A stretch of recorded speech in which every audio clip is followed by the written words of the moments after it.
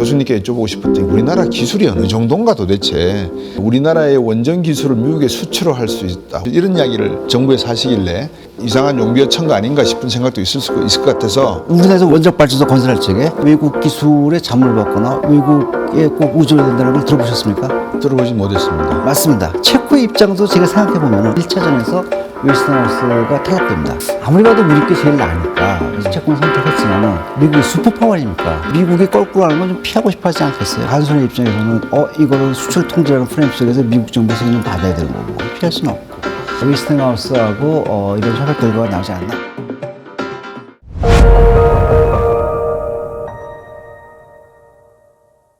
네, 안녕하십니까. 곽수정입니다. 여러분들 원자력 그러면 핵무기도 생각이 나시고 또 군사무기로서의 중요함도 다 느끼고 계실 겁니다. 이 발전에 쓰이는 핵발전 시설에 대한 호불호도 그동안에 우리가 많은 논쟁의 중심에 서 있었다는 것도 여러분들 잘 아실 겁니다. 이번 한미 정상회담에서 이 에너지 부분에 대한 협력 부분, 특히 소형 원자로 부분에 대한 논의가 있었던 걸로 알고 있습니다. 과연 이 원자력 에너지 어떻게 우리가 이해를 해야 되고 또 이번 한미 간의 관세 협정을 통해서 이루어진 여러 가지 계약건, MOU 계약건도 어떤 방법으로 이해해야 될지 여러분들께서 궁금해하실 것 같아서 정동욱 중앙대학교 에너지 시스템 공학부 교수님 모셨습니다. 교수님 안녕하십니까? 네, 안녕하세요. 네, 우리나라가 에너지를 많이 쓰는 국가 중에 하나인데 풍력, 수력, 화력, 원자력 비중이 각각 좀 어떻게 나눈다고 보면 되겠습니까? 현재 우리나라는요 원자력이 대략 한 30% 차지합니다. 30%. 예. 그다음에 화력이라 하면은 이제 석탄 발전과 예. 가스 발전을 합친 것입니다. 예. 그것이 대략 한 60%. 나머지 10%가 재생에너지 뭐 이렇게 보시면 됩니다. 그러면 이 원자력에 대한 의존도가 나름대로 타 국가, 미국이나 뭐 일본 이런 국가에 비해서 높다고 봐야 됩니까? 아니면 어느 정도 선진국 수준이다 이렇게 봐야 되는 겁니까? OECD 평균 보게 되면 대략 한 20% 좀 넘습니다. 좀 넘고 국가마다 좀 다른데요. 예를 들면 프랑스 같은 경우는 한 70%까지 올라가고요. 네. 그다음에 유럽 국가 중에 뭐 스위스 같은 국가도 한 35% 되고, 네. 그다음에 우리가 원전을 수출한 체코, 네. 그것도 30%가 좀 넘습니다. 우리보다 많습니다. 근데 네. 그걸 50%까지 올리겠다. 그래가지고 이번에 원전을 도입했고요. 미국 같은 경우에는 한 19%, 20%좀 안 됩니다. 근데 미국 트럼프 행정부가 원전 사용을 더 확대하겠다라고 나왔기 때문에 아마도 그대로 간다면은 장기적으로는 많이 증가할 것으로 봅니다. 유럽이 한때는 원자력이라고 하는 것이 이 보관 처리 시스템의 어떤 비용 문제로 좀 이렇게 터부시하는 이렇게 피하는 하나의 발전 원이었는데 최근 들면서 친자연 환경에 대한 어떤 그 수요가 늘어나면서 다시 독일도 프랑스도 원전 건설을 해야 되겠다라고 방향을 선회한 것 같습니다. 교수님 보시기에 원자력이라고 하는 게 미래의 주요한 발전 에너지일 수밖에 없다. 어떻게 보십니까? 지금 말씀하신 그러한 트렌드를 갖다 잠깐 말씀드리면은 네. 사실은 이제 원전을 갖다 하지 않겠다라고 이제 유럽이 그렇게 나왔던 거는 2019년 12월에 이제 유럽이 탄소 중립을 선언하고 네. 2020년에 이른바 그린 딜을 발표합니다. 그때 이제 예. 그린 딜에 이른바 이제 친환경 에너지를 써가지고 예. 이제 경제 활동을 하겠다라는 예. 게 핵심인데 사용 후 해결료라는 그런 고준위 방사성 폐기물을 예. 어떻게 처리할 것인가 그런 이슈가 하나였고 또 하나는 원자력 발전의 안전성이 또 하나가 문제가 되었던 것이죠. 네. 그런 걸로 해가지고 제일 처음에 유럽에 빠졌고 그것이 이제 사실은 여러 가지로 이제 원자력 발전 부정적인 시각을 갖다 증폭하는 그러한 계기가 되었죠. 그런데 유럽이 그렇게 정책을 발표한 다음에 대략 한 1년 좀 넘어서 뭐 2년도 채 되지 않았어요. 근데 보니까 이거 태양광 풍력 이거 갖고만은 안 되겠네라는 걸 깨닫게 됩니다. 예. 동시에 이제 러시아 우크라이나 전쟁이 터지면서 유럽 지역에 네. 전력 수급에 애로사항이 닥칩니다. 사실은 이제 원전을 하지 않고 재생에너지를 가고자 했던 거는 아시다시피 재생에너지는 다 좋지만 그 간헐성이라는 걸 피할 수가 없거든요. 그렇죠. 그건 그 자체의 자연적인 특성이에요. 그래서 그거에는 가스 발전 이런 걸로서 커버를 할 수 있겠다. 가스 발전은 예를 들게 되면 이게 이산화탄소가 나오지만 네. 사실은 이제 석탄의 한 절반 정도 수준이고 네. 좀 견딜만하고 가스 발전이 더 나아가서 이게 수소 발전으로 된다면은 그렇다면은 그 조합으로 해가지고 이거를 해결할 수 있을 것이다라고 아마 내부적인 판단을 했을 거라고 봅니다. 예. 근데 막상 이제 뭐 해보니까 그게 쉽지가 않고 더군다나 어쨌든 간에 가스 갖고서 적어도 상당 기간을 갖다 버텨야 되는데 이건 도저히 뭐 이 러시아 우크라이나 사태 때문에 에너지 안보라는 것이 급격하게 이슈가 됐고요. 네. 아마도 곽 박사님도 그 1973년도 우리나라 석유 파동 났을 때를 갖다 겪어 보셨을 걸로 아는데 네. 저도 그 시를 겪었습니다. 근데 네. 막상 에너지가 이제 부족하게 되면은 그렇죠. 난리가 납니다. 뭐 에어컨 키는 거 뭐 상상할 수도 없고 겨울에 난방도 어렵고 자동차 통행도 어렵고요. 네.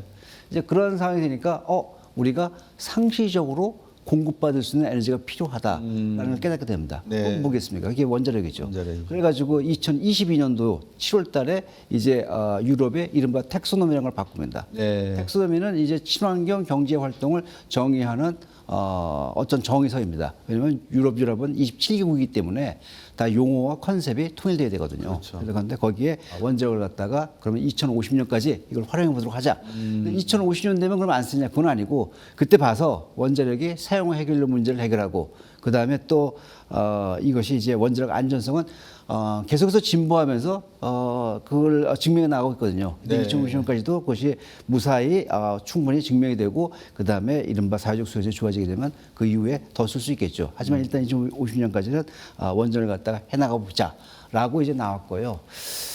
거기에 이제 연속 선상으로 해가지고 사실은 유엔 기후 변화 협약 COP라고 부르죠. 두바이에서 열렸던 2023년 12월인데 그 당사국 총회에서 원전도 3배 확대하자라고들 이제 선언합니다. 물론 22개 국가 원전을 갖다가 사용할 수 있는 국가들 모여서 그걸 했지만은 일단 그 기후 변화 협약에서 그것이 공식적으로 성명에 발표됐던 자체가 상당한 뭐 변화죠. 그게. 근데 그게 나온 다음에 이어서 2023년 12월에 이어가지고 2025년 올해 5월이죠. 네. 5월 달에 트럼프 정부가 400기가 가겠다라고 나옵니다. 현재 100기가 정확하게는 95기가인데 95를 갖다가 2050년까지 무려 400기가. 그러니까 이건 4배죠. 왜 4배냐면 말이죠. 사실은 2024년 11월 달. 네. 11월 달이니까 2023년 11월고 불과 1년도 안 됐을 때 바이든 행정부에서 바이든 대통령이 3배 우리가 선언했으니까 미국에서 3배 가겠다는 300기가도 선언해요. 예. 근데 트럼프 대통령이 딱 들어오더니만 바이든이 3배 300 하겠다고 나는 그럼 400 하겠어. 거기서 한 발 더 나간 거는 바이든 행정부는 선언만 했어요. 이해에 나가는 구체적인 플랜이 없는데 네. 트럼프 행정부는 거기다가 4개 행정명령을 갖다가 발의를 합니다. 5월 23일 날 금요일인데 그때 이제 4개 행정명령을 갖다가 서명을 합니다. 근데 4개 행정명령이 예. 저는 약간의 그 전율을 느꼈어요. 대단하다.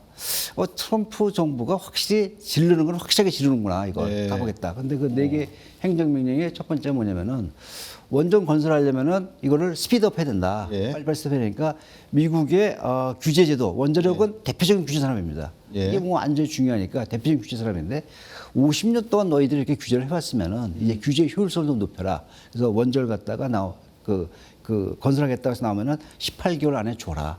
이게 아주 굉장히 이제 스피드업하라는 게 예. 하나고 두 번째는 뭐냐면은 원전을 갖다가 400기가까지 올리려고 그런다면은 예. 이게 해결료가 부족할 수 있지 않겠어요? 그렇죠. 거기에 대비해라. 그래서 예. 해결료 이제 농축하는 거 이런 거 예. 해결료 생산하는 공장 설비를 늘리고 근데 만약에 우라늄이 부족하고 그러니까 못하겠다면은 사용후 해결료 재처리해라. 왜냐면 사용후 해결료 안에는 아직 그 쓰지 않은 우라늄하고 또 플루토늄이 거기서 발생해서 나오거든요. 근데 예. 그거를 써가지고 해결을 쓸 수가 있어요. 예. 근데 그걸 왜 안 하냐면은 그 기술은 잘못하면은 이게 오용돼 가지고 군사용으로 쓸 수가 있거든요. 그렇죠. 그래서 사실 미국 정부도 굉장히 쉬쉬했던 거예요. 왜냐면은 미국 정부가 그걸 나서게 되면은 이거 자극할까봐 핵비 확산한 걸 이미 자극할까봐. 그렇죠. 그런데 트럼프 행정부가 이걸 과감하게 모자르면은 그거 사후 해결료 이제 재처리해라고 나온 거예요.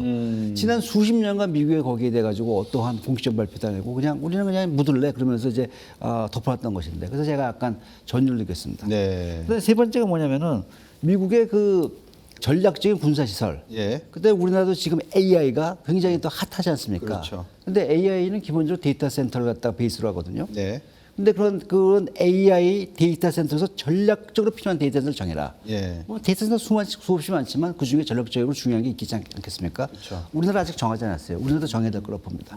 전략적 군사시설과 전략적 데이터 센터에는 원전을 사용해 가지고 전력을 공급할 수 있도록 지원해라. 상시성이 중요하다 이 말씀. 맞습니다. 예. 그러면서 한 것이 뭐냐면은 이거 연방 정부의 시설과 부지를 활용해라. 빨리빨리 해야 되니까. 예. 다른 뭐 민간 들어가지고 하면 시간 걸리니까 예. 연방 정부의 시설과 부지를 활용해라. 그게 세 번째고요. 예. 마지막 하나는 뭐냐면은 미국이 이른바 제4세대 원자로 그래가지고 예. 이건 첨단 원자로입니다. 예. 거기에 대해서 투자한 거는 막대합니다. 예. 뭐 얘기할 수 있도록 뭐 수십조 원 이상이 될 것이 보는데 굉장히 막대한 투자를 했는데 그걸 갖다가 기술 개발하고 연구만 하고 그랬는데 그걸 실현을 갖다가 하지 않고 있는 것이에요. 실현을 하려고 했겠지만 뭐 무슨 애로사항이 있을지는 잘 모르겠습니다. 근데 예. 트럼프는 딱 그런 겁니다. 내년 7월 4일, 7월 4일은 그 미국 독립기념일 아닙니까? 그렇죠. 그날 세계의 개념에 대해 가지고는 실증해서 보여라. 저는 그걸 바꾸고서는 아니 1년 안에 이걸 갖다가 어떻게 실증해 보인단 말인가. 물론 그거는 이제 전력을 생산하는 건 아닙니다. 전력을 생산하지만 어쨌든 그 원리가 작동하는지를 갖다 보이라는 것입니다. 네. 그래서 저는 그걸 마지막 그걸 보면서 또 전율을 느꼈어요. 이야, 연구만 하지 말고 이제 나서가지고 뭔가를 보여라라고 하냐. 그것도 내년 7월 4일 미국 독립기념일에.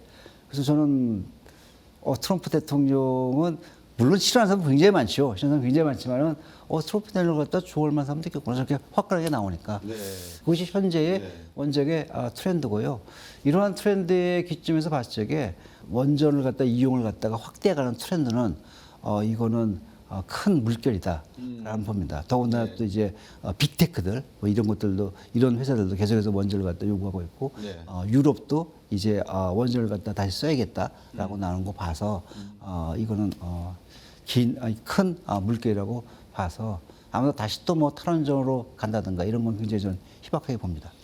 이번에 한미 관세 협정을 하면서 이재명 대통령이 방문을 해서 트럼프 대통령하고 대화를 하면서 우리의 어떤 원전 기술을 미국과 같이 협력할 수 있다. 우리가 시장을 열을 수 있는 기회를 맞이했다라는 정부 발표가 있어서 저는 이제 개인적으로 교수님께 여쭤보고 싶었더니 우리나라 기술이 어느 정도인가 도대체. 우리나라의 원전 기술을 미국에 수출을 할 수 있다. 우리의 기술을 다시 뭐 업그레이드 할 수 있다. 이런 이야기를 정부에서 하시길래 국민들은 이건 또 뭐 이상한 용비어천가 아닌가 싶은 생각도 있을 것 같아서 교수님에게 명확하게 한번 내용을 좀 제시를 해 주십시오. 기준을. 뭐 이제 뭐 용비어천가 또는 국뽕이라 그러죠. 예. 우리나라 원전 기술은 뭐야? 뭐 맨날 원전 자립하던데 이번에 뭐 웨스팅하우스 이렇게 된 건 또 어떻게 된 거야?라고 혼란이 있을 수 있습니다. 예. 거기다 뭐 수출 통제해가지고 심지어는 미국 정부로부터도 또 구속을 받게 되니 먼저 기술 자립의 포인트를 갖다 말씀드리면요. 우리나라에서 원자력 발전소 건설할 적에 네. 어디 뭐 외국 기술에 잠을 받거나 외국에 꼭 의존해야 된다는 걸 들어보셨습니까? 들어보지 못했습니다. 맞습니다. 우리나라에서 원전을 갖다가 건설할 적에는 우리 기술로 설계하고 우리 기술로 제작하고 우리 기술로 건설합니다. 네. 처음부터 끝까지. 네. 그거는 우리나라 원전 기술이 확실하게 100% 우리가 다 보유하고 있다는 걸 증명하는 것이죠. 근데 이걸 갖다가 외국에 나갈 때는 근데 외국에 그걸 다 못 갖고 나가라는 게 지금 퀘스천 아닙니까? 네. 그건 약간 좀 다릅니다. 어떤 게 다르게 되냐면은 우리가 국내에서를 갖다가 마음대로 사용하고 100% 하고 있지만 우리가 외국에 나갈 때는 몇 가지 쳐다봐야 될 게 있습니다. 그 중에 하나가 무엇이냐면은 국제적으로 원자력 기술의 오용을 갖다가 막기 위해서 네. 이른바 수출 통제라는 프레임이 있습니다. 그러니까 핵무기 개발을 갖다가 막기 위해서는 두 가지 국제적인 프레임워크가 있는데 네. 첫 번째가 아마도 시청자 여러분도 많이 들어보셨을 NPT입니다. 예. 이게 핵 비확산 조약인데요. 그렇죠. 그 핵 비확산 조약은 뭐냐면은 어떤 국가가 너 스스로가 핵무기를 갖다가 만들지 않는다라는 걸 보여줘 이런 네. 것입니다. 그래가지고 내가 갖고 있는 핵시설, 내가 갖고 있는 무슨 뭐 원자과 관계된 시설 갖다 다 공개해야 됩니다. 공개는 네. 의무가 있고 그다음에 그걸 IAEA 국제원자기구가 사찰을 해서 증명합니다. 그게 하나의 프레임이고 네. 두 번째 프레임은 뭐냐면은 원자력 기술을 갖고 있는 국가가 예. 이른바 뉴클리어 서플라이어스 그룹 원자력 기술 공급국입니다. 예. 한 30여 개국 되는데요. 그 예. 국가가 다른 나라에다 원자력 기술 공유할 적에 예. 그 기술 공유받는 국가들이 원자력 기술에 대해서 투명성을 갖다 보장해 줘야 돼. 그래야지만 너가 기술을 갖다 볼 수 있고 너가 어떤 기술을 줬는지에 대해서 다 낱낱이 알려줘야 돼. 예. 라는 또 그러한 체제가 있습니다. 그건 예. 기술을 갖고 있는 국가가 다른 나라에 확산하지 못하도록 그렇게 하는 것이죠. 그 이른바 뉴클리어 서플라이즈 그룹 원자력 기술 공급국 체제에 의하게 되면은 거기에 기술을 전수받은 국가는 네. 이걸 제3자의 그 기술을 갖다 줄 적에 기술을 전수해 준 예. 국가의 동의를 받도록 되어 있습니다. 네. 그 프레임워크가. 네, 네. 예. 어찌 보게 되면 그뭐 상식적으로 뭐 틀리는 얘기는 아니죠. 내가 그렇죠. 기술 받다가 내가 또 이건 내가 아무 데다 주면 안 되니까 이제 기술을 전수해 준 원래 국가에 가서 이제 동의를 받아라라는 것입니다. 근데 이 프레임워크 때문에 미 정부가 갖고 있는 10CFR A10, 예. 810 예. 거기에 바로 수출 통제법이거든요. 예. 그 수출 통제법에 따라서 우리나라가 미국 정부에다가 신고를 해야 됩니다. 우리 네. 체코에 가려고 그러니까 이거 동의해 주십시오라고. 그것이 이제 이번 그 웨스팅하우스하고 한국 간의 이 그 협약이 매우 어렵게 된 하나의 배경이 됩니다. 네. 우리 어쨌든 미국 가서 그 돈 받아요. 왜냐하면 그건 국제적인 합의거든요. 네. 그리고 우리나라가 원자력 기술을 미국으로부터 받아왔다는 거는 이거는 명백한 사실이고. 그렇죠. 근데 그리고 그때는 우리나라는 그 이른바 중간 전략 진입이라는 것으로 압축 성장을 해왔어요. 네. 다 외국에서 기술 가져와서 그걸 우리 거 해가지고 그걸 상품하는 것이 우리나라의 특기였고 그렇죠. 그걸로 여기까지 왔어요. 네. 자동차, 반도체 이런 거 다 예외가 아닙니다. 방사는 물론이고요. 그럼요. 그렇게 왔는데 웨스팅하우스가 이제 그 이른바 그 지식재산권을 들고 나옵니다. 네. 너가 내 기술 갖고 있었는데 그거 네가 마음대로 장사 못해 뭐 이런 것입니다. 그런데 대개 지식재산권은 이걸 소송을 걸어가지고 그 중에서 너가 어떤 것이 관여하고 왜냐면 원적 시스템은 굉장히 복잡하거든요. 그 중에 네. 어떤 기술이 그 상대방의 지식정을 침해했고 근데 거기에 따라 가지고 합의를 봐가지고 뭐 돈으로 끝내든 뭐 이렇게 갑니다. 그건 통상적인 거 아니겠습니까? 네네. 이른바 민사소송으로 가는 것이죠. 그렇죠. 이렇게 가는데 웨스팅하우스는 지식재산권을 갖다가 앞으로 내세웠지만 실제로 미국 법원에 소송을 건 것은 수출 통지였습니다. 네. 뭐냐면 뭘 그러냐면은 2023년으로 기억하는데요. 그때 한국이 체코에 원전 수출하려는데 미국 정부의 동의를 얻지 않고 수출을 해. 네. 이건 불법이야라고 미국 연방법원에 소송을 겁니다. 뭐 법상 돼 있는데 또 국제 프레임에 돼 있으니까 뭐 그거야 뭐 할 말 없죠. 근데 미국 네. 연방법원이 그걸 기각합니다. 왜냐면은 그건 너는 당사 적격이 안 돼. 그걸 미국 정부가 소송을 하면 내가 들여다보겠는데 너는 아니야라고 한 거예요. 웨스팅하우스는 그런 거기서 이제 뭐 항소를 했지만 어쨌든 간에 뭐 패소한 거예요. 그럼 미국 정부가 그러면 그 소송을 들고 이어받아 나가야 됩니다. 근데 미국 정부가 안 해요. 그걸 안 하고 어떻게 나왔냐면은 네. 오케이 뭐 수출을 뭐 그 동의를 했다고 신청을 한다면 봐주겠는데 네. 미국인만이 우리한테 할 수 있어. 그러니까 미국인이니까 미국 법인 웨스팅하우스입니다. 네.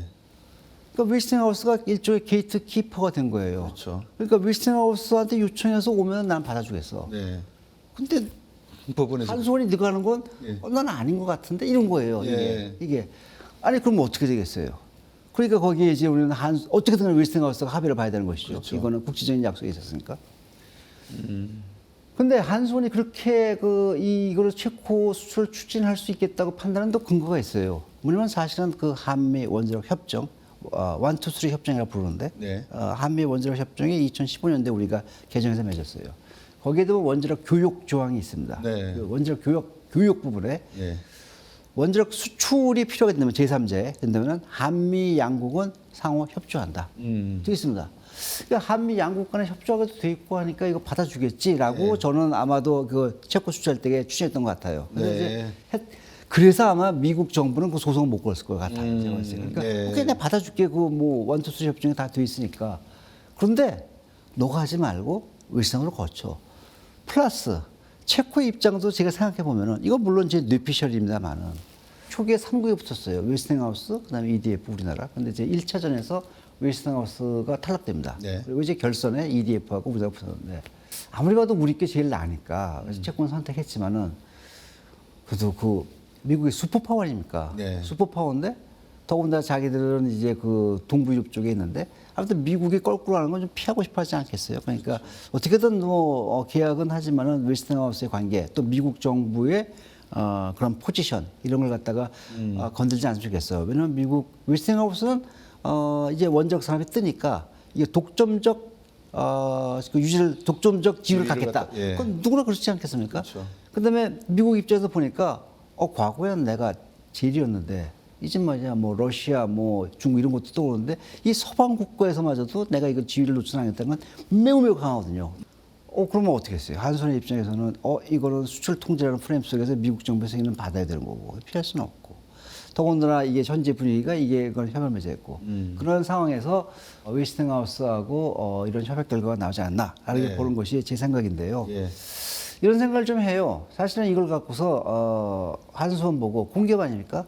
너 이거 협약 잘못했어. 왜 이게 엉망이야? 이게 사실은 2009년도에 맺었던 우리가 UAE 수출할 적에 그때보다도 웨스팅하우스 요번에 맺은 것이 저는 결코 더 개선되지 않았다고 보거든요. 이게 15년 전보다도 이 계약됐으면 계약됐지 개선됐다고 보지는 않거든요. 그러면 이게 예. 누구나 봐도 이거는 문제가 있다고 하지 않습니까?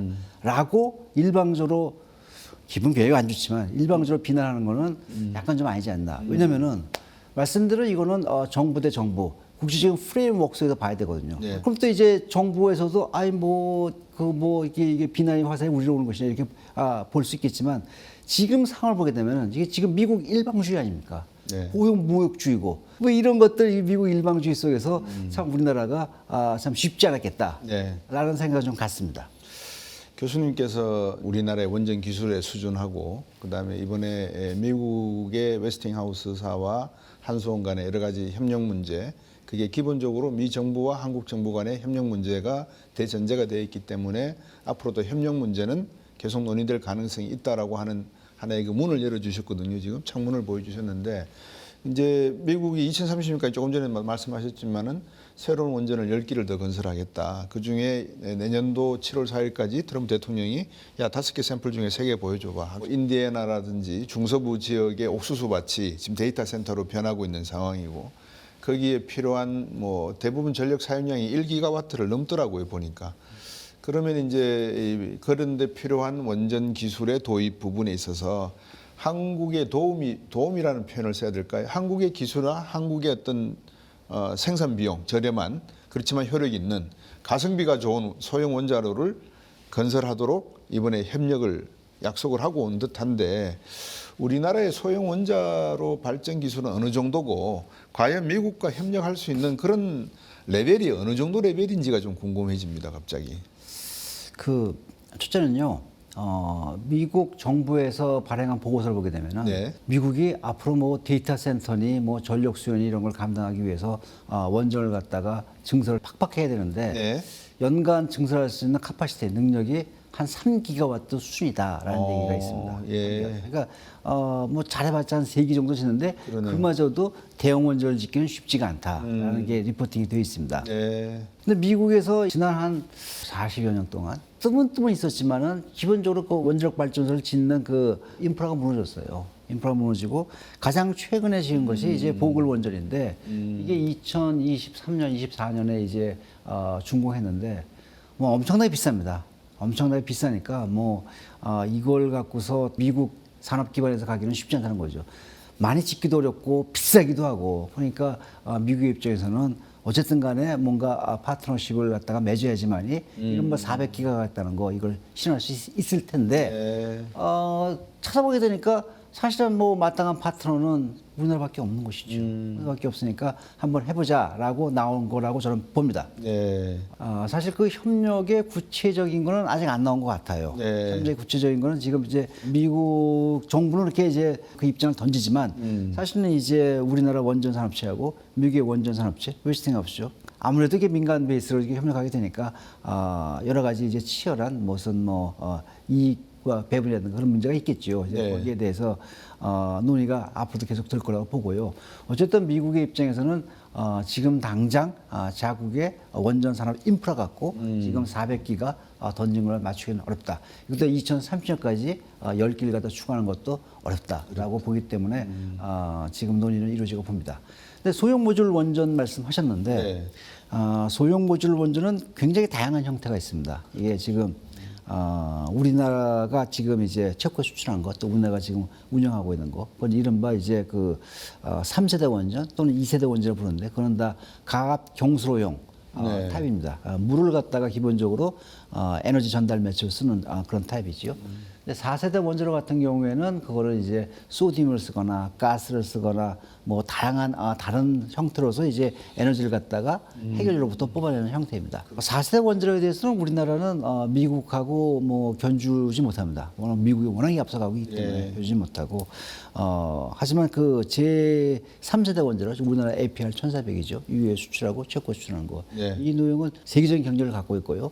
그 다음에 이것은 이제 경수를 쓰는 것이기 때문에 우리나라도 이른바 그 소형 모듈 원자로 우리는 혁신형 SMR이라고 부르는데 S는 지금 개발 중에 있습니다. 그래서 그거를 내년에 이제 우리나라 규제기관에 기준의 심사를 갖다가 들어갑니다. 내년부터. 그래가지고 2028년에 그 이른바 표준설계 인증이라는 걸 받고 우리나라 전원 수급 계획에 의하면은 제가 제 11차 전력 수급 계획 위원장이었습니다. 그 제 전원 수급 계획에 하면 2035년에 이걸 그 준공하도록 되어 있습니다. 그래서 이러한 소형 모듈 원조에 대해서 제 4세대형 소형 모듈 원조는 사실은 좀 미국한테 우리가 넘사벽이고요. 하지만은 이 제 3세대형 소형 모듈 원조에 대해서는 독자적으로 개발하고 있습니다. 해외 의존 없고 그다음에 그걸 개발하면서 혹시라도 또 미국에서 먼저 개발한 이런 세대의 또 심기를 건드리면 안 되니까 뭐 특허 조사니 그런 걸 해가지고 다 해가지고 거기에 이제 갈등이 없도록 이렇게는 물론 이제 계획을 잡고 이렇게 했는데 요번에 이제 웨스팅하우스하고 합의 본 거 보니까 이제 뭐 소형 모듈 원자로도 뭐 들여다보겠다 하더라고요. 그것도 하길래 우리로서는 사실 다 그걸 다 준비하고 했지만은 또 이제 어떤 트집을 혹시라도 걸릴지 모르죠. 하지만 부딪혀 봐야겠지만 현재로서는 우리는 그걸 갖다가 독자적으로 만들고 있습니다. 어떤 뭐 해외 기술을 의존한다든지 그렇지 않고 하고 있습니다. 교수님 말씀 주신 그 가압 경수로 어드밴스드 차세대 3세대 이제 소형 원자로 가압 경수로 모델이고 APR 1400이라 그러셨는데 1400 메가와트 생산량이라는 맞습니다. 그거는 1.4 기가와트, 1,400메가와트고요. 우리가 개발하고 있는 현재 혁신형 SMR, 그거는 한 모듈이 170메가와트입니다. 그래서 그걸 4개 모듈을 엮어서 640메가와트니까 대략 1,400메가와트 한 3분의 1 사이즈 전체는 그다음에 하나하나 모듈 보게 되면은 대략 한 9분의 1 사이즈 그 정도 되는 것이 됩니다. 예. 이렇게 이제 말씀을 듣고 보면 반대하시는 분들이라고는 하지 않겠지만 이제 예를 들어서 국뽕이다 이거 용묘천가다라고 말씀하시는 분들 이제 어느 정도 수긍을 하실 수 있을 것 같아요. 우리나라가 가지고 있는 독자 기술이 분명히 존재하고 있습니다. 그리고 그 기술은 사람이 사는 이 세상이니까는 어쩌다 개발하다 보면은 비슷한 게 나올 수가 있어서 웨스팅하우스에서 이제 시시비비를 걸 수가 있겠지만 그 문제도 아마 고려를 다 하시면서 검토를 하시면서 기술 개발을 하고 계시지 않나 싶은데 이번에 그 MOU를 맺고 왔지 않습니까? 두산 에너빌리티하고 SMR 개발에 대해서. 그다음에 이제 뭐 최태원 회장도 빌 게이츠 만나서 앞으로 그런 분야에 협력하기로 했는데 갑자기 그 말을 듣고 보니까는 미국에서는 마이크로소프트도 그렇고 아마존도 그렇고 이 SMR 같은 새로운 소형 모듈 리액터 개발에 상당히 적극적이지 않는가 이런 생각이 언뜻 들었습니다. 정말 우리가 생각이 유통 물류 회사가 왜 이걸 지어? 이런 식으로 간다면 SMR은 앞으로 이렇게 좀 범용화될 수 있는 그런 내용들과 기술들이 숨어 있는 게 아닌가 하는 생각이 언뜻 들거든요. 어떻습니까, 교수님?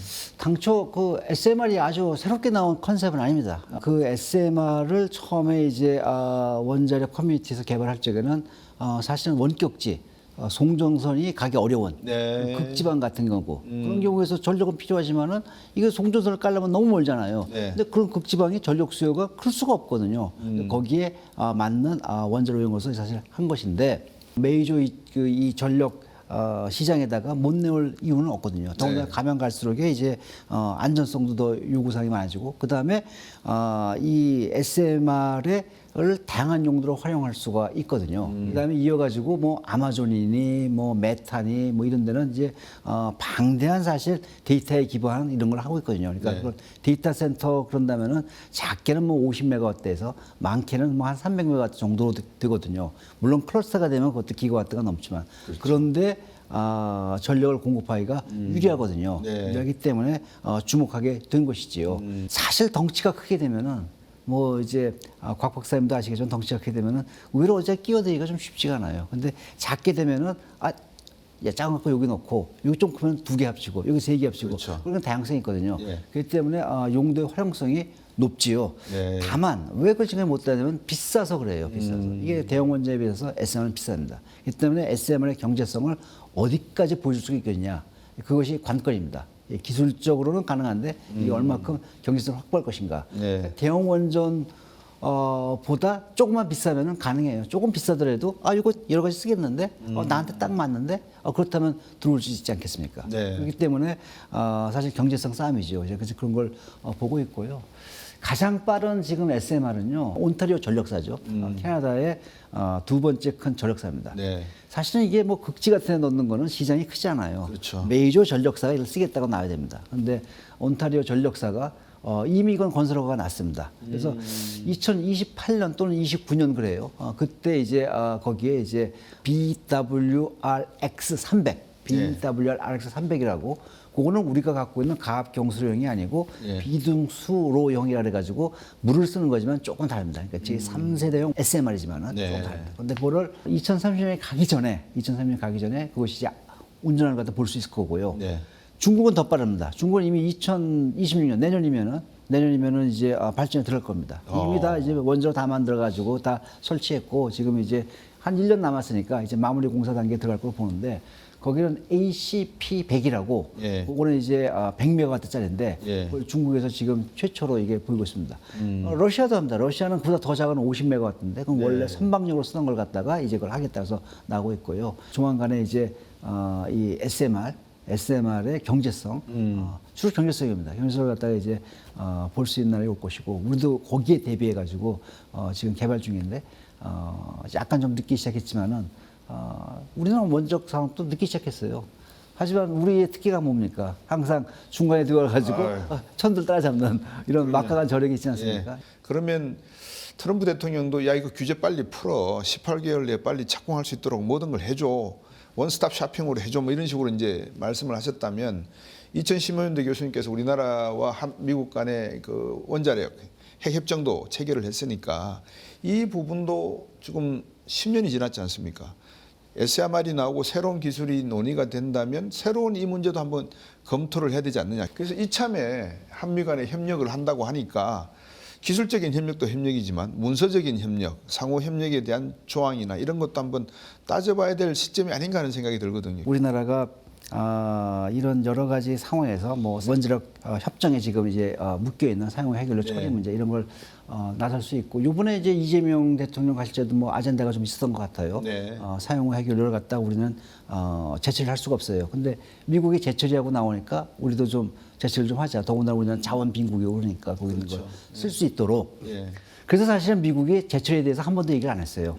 자극할까 봐. 근데 트럼프 대통령이 나 제철이 해야겠는데 라고 나오니까 그럼 우리도 좀 이런 것인데 이걸 개정을 들고 나온 거는 저는 잘했다고 봐요. 우리도 뭔가 있다고 하니까. 더군다나 우리나라는 지난 거의 10년 넘게 미국과 공동으로 사용후 해결료 제철 기술을 갖다 개발한 게 있습니다. 네. 이게 사용후 해결료 제철을 하게 되면 그것은 거기서 나온 부산물 갖고서 거기서 나온 이제 정제된 플루토늄 갖고서 원자 폭탄을 만드는 것이 가장 관건이 되는 것인데 그래서 다 못하게 막는데 우리나라가 개발한 건 뭐냐면은 순수한 플루토늄을 갖다 뽑지 못하게 돼 있어요.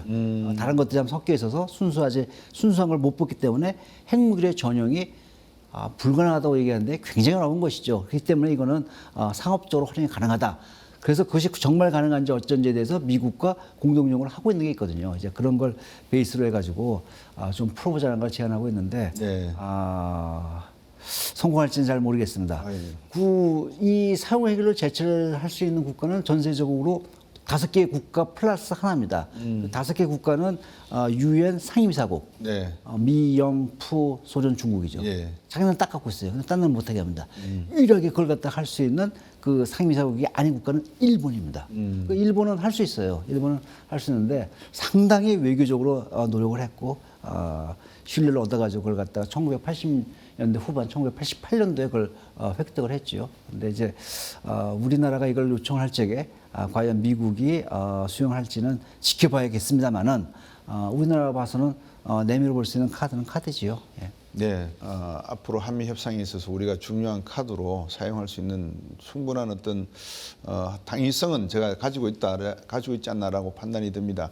우리 국민들이 핵 발전 또는 핵 그러면 이제 걱정하는 것 중에 하나가 체르노빌 사태를 간접적으로 봤고 또 최근에는 후쿠시마 원전 사태를 또 옆에서 봤고 그리고 핵무기 같은 쪽에서는 이란 이스라엘 전쟁을 통해서 최근에 지하 시설을 폭격하는 장면도 뉴스로 들었고, 북한이 핵무기를 개발하고 있다라고 하는 뉴스도 듣고 있고, 이러다 보니까 방금 말씀하신 그 깨끗한 플루토늄을 갖다가 터빈으로 돌려서 재처리 시설 원심 분리기를 돌려가지고 그거를 뽑아내서 나중에 이걸 핵무기로 만들 가능성도 있지 않는가. 거기에 대한 어떤 미국의 우려라든지 주변 국가들, 중국이나 일본의 우려에 대해서 우리가 어떻게 안심을 시켜야 되는 것이 맞는 것인지, 아니면은 자기들은 다 하면서 우리만 중간에 끼어서 아무것도 못하게 해놓으면 이거 말이 되냐. 우리도 핵무장 하자라고 하는 논리도 있거든요. 교수님 보시기에는 어떻습니까? 저는 분명히 전제입니다. 예. 사실 우리나라가 미국과 웨스팅하우스 갈등하게 되는 거 보면은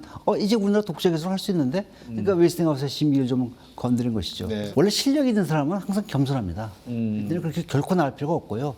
우리나라에서 그게 필요한 거는 우리나라가 이제 원전이 확대되게 되면은 네.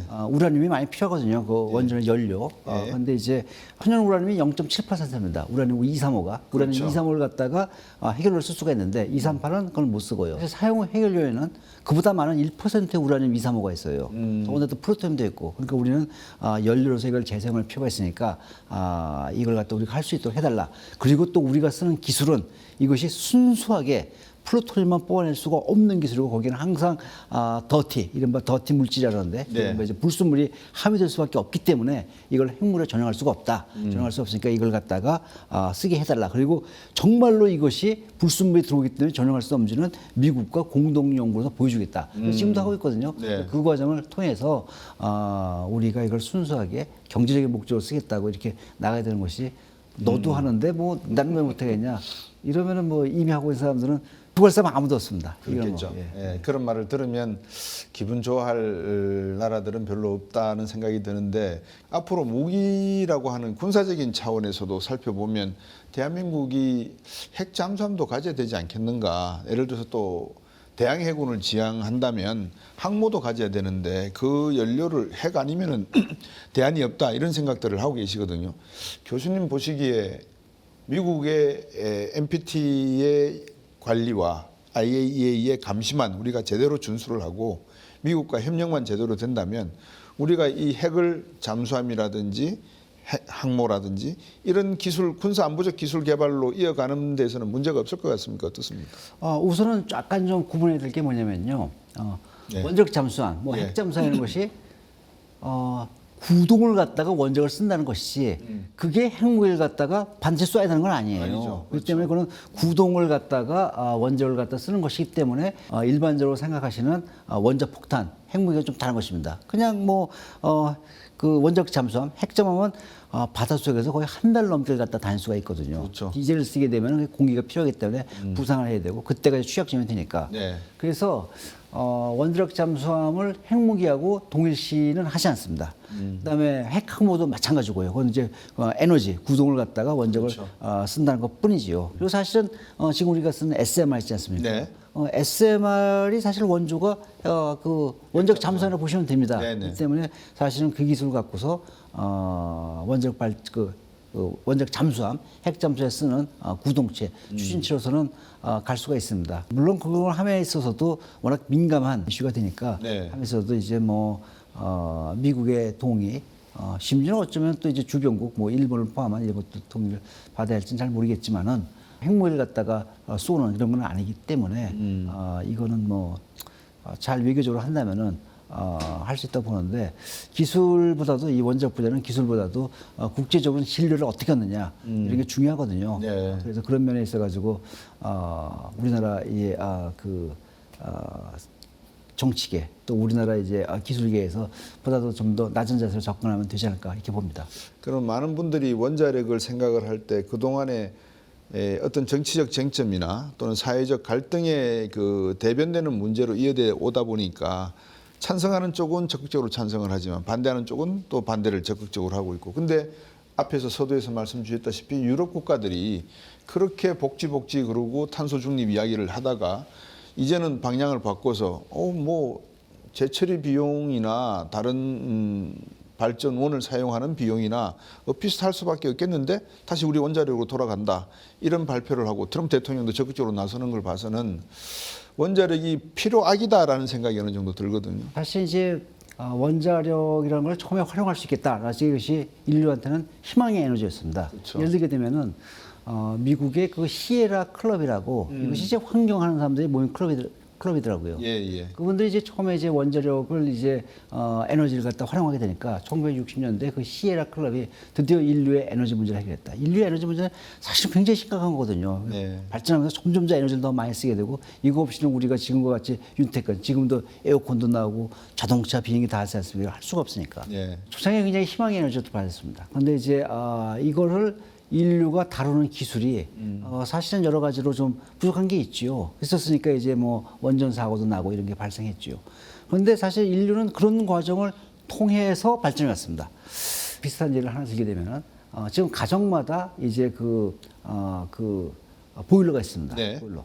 초창기에 보일러를 미국에서 뭐 생산할 때는요, 그것이 뻑하면 터졌어요. 그게 고압 보일러니까 이게 거기다가 이제 열을 가해가지고 물을 갖다 고압을 올리게 되면 그것이 압력이 올라가니까 터지지 않습니까? 그렇죠. 그래가지고 제가 기억하는 데는 1890 몇 년도로 기억하는데 그게 보스턴에 그 신발 공장이 있었습니다. 신발 네. 공장에서 일단 뭐 열이 필요하니까 보일러를 하다가 그것이 터졌어요. 폭발했어요. 그래가지고 한 50여 명이 죽고 난리가 났습니다. 네. 근데 그 이후로 미국에 있는 이제 기계공학 협회에서 어떻게 하면 그런 보일러를 갖다 안전하게 설계하고 제작할 것인가. 그래가지고 기술 표준을 만듭니다. 네. 그 기술 표준을 통해 가지고 그것이 이제는 굉장히 우리한테 친숙한 도구가 돼 가지고 우리 모두가 사실은 보일러를 집집마다 있거든요. 그럼요. 아파트마다 있지 않습니까? 네, 그래서 네. 걱정을 하지 않지 않습니까? 물론 이것이 과학기술 만능주의를 제가 이제 말씀드린 건 아닌데 뭐냐면은 우리 인류라는 태생이 사실은 이제 고난과 난관을 갖다가 극복해가지고 여기까지 왔거든요. 그래서 원자력 에너지가 갖고 있는 치명적인 단점이 있습니다. 만약에 문제가 생기게 되면 말씀하신 대로 이렇게 오염도 시키고 만약에 폭발이 난다면 크게 나고요. 근데 그런 걸 갖다 막기 위해서 인류의 지혜를 동원하는 것이거든요. 그렇기 때문에 제 봐서는 이것을 갖다가 어떻게 지혜롭게 안전하게 유용하게 활용할 것인가라는 데 초점이 모아져야 되지. 그것이 보하니까 이제 정말 위험해. 난 피하겠어. 그러면은 발전할 수가 없죠. 물론 이제 거기에 대해서 비난하시면 많습니다. 그거 말고 그냥 뭐 태양광 쓰고 하는 게 좋아. 물론 그럴 수도 있습니다만은 인류의 발전 역사를 보게 되면은 어떠한 새로운 도전에서 피했던 민족과 그 도전을 갖다 극복했던 민족을 보게 되면은 나중에 누가 과연 이 세계적으로 더 잘 나가는가 보게 된다면은 아마 더 답을 얻을 수 있지 않을까 이렇게 봅니다. 시청자 여러분, 오늘 여러분들과 함께 정동욱 교수님과 나눈 말씀을 간단히 요약하면 핵심은 세상에 장점과 단점을 모두 다 가지고 있는 물체가 존재하는 것이지 장점만 가지고 있는 것은 존재하지 않는다라는 결론이 아닌가 싶습니다. 오늘 정동욱 교수님으로부터 여러분들께서 같이 들으신 이야기를 토대로 해서 우리나라의 미래 산업 발전을 걱정을 한다면, 고민을 한다면 그 에너지원은 무엇으로 할 것인가, 또 그 에너지원의 장단점은 무엇이고 단점을 어떻게 하면 최소화할 것인가에 대한 고민에 집중하는 시간이 필요하다. 이 정도 여러분들께서 이해해 주셨으면 하는 말씀입니다.